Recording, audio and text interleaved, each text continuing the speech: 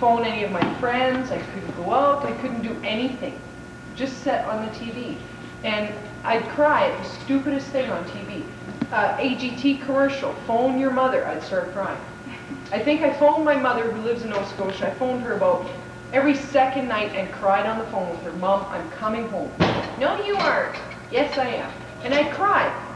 I'd look at my boyfriend, I'd cry. I'd look at my birds, I'd cry. I'd look at the people at school, I'd cry. It was disgusting. I got depressed, I got sad. I didn't want to talk to anyone. I didn't want to go out. I didn't even want to come here. It's disgusting. I don't know what kind of emotional response you're looking for, but that, I think, well, I think we have it. That would be a perfect example of pensiveness, sadness, and grief. I've moved to the second floor of the East Gate, and we're still looking for examples of student stress. Let's see. Here's somebody who looks like they would have a bit of stress in their lives. Hi, we're doing an interview for StessTV, and I was wondering if you could give me an example of an emotional response to stress that you've had as a student. Emotional response to stress? Mm-hmm. Well, every time I come here, I feel that like people are staring at me, and I don't know why. And every time I'm here, I get like really anxious. And you're making fun of me, aren't you? Sorry, no, I'm not making fun of you. Go on, please. I feel that people like want to beat me up, and there's this one guy. He beat me up in the parking lot.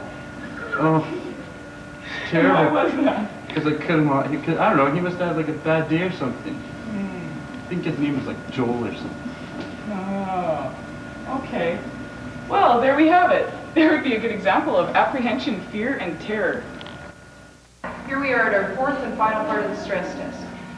Number 15, I am able to speak openly about my feelings when angry or worried. 1 being always and 5 being never. I have regular conversations with the people I live with about domestic problems. Example, chores and money. I do something for fun at least once a week. I am able to organize my time effectively. I drink fewer than 3 cups of coffee a day or other caffeine-rich drinks. And the final question, I take some quiet time for myself during the day.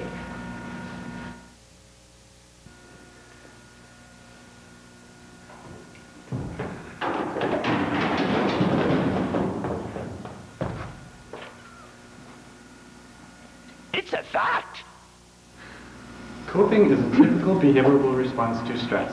This refers to any active effort to master, reduce, or tolerate the demands of stress. Coping responses may be either healthy or unhealthy. A really good example of coping for a student would be the case of if you're failing one of your major courses. And you could do a number of things. 1, you could increase your study habits. You could actually go down to student services and you could actually hire a tutor to help yourself out. You might even blame your professor for your bad grades. Or you might even give up on the whole class altogether. Those are 2 positive and negative scenarios for coping with stress. Thanks.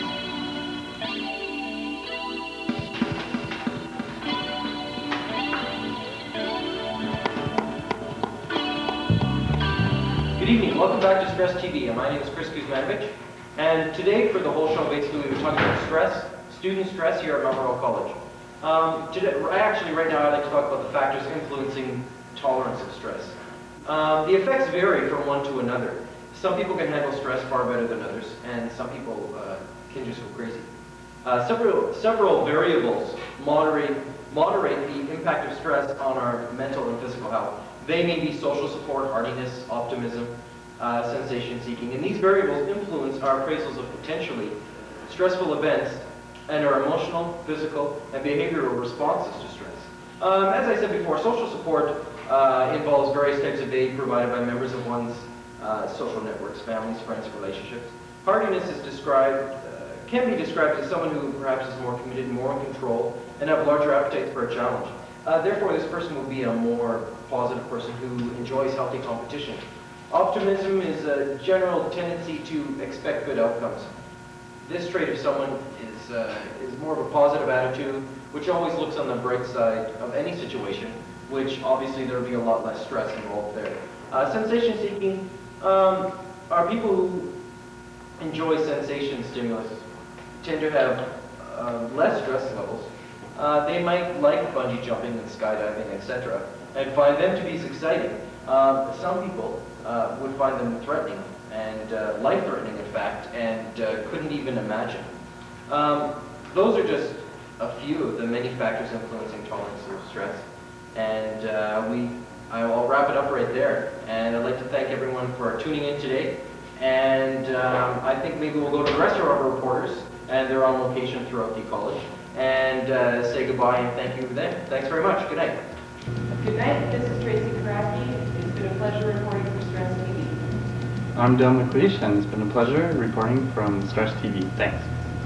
Good evening, this is Janet Train for StessTV.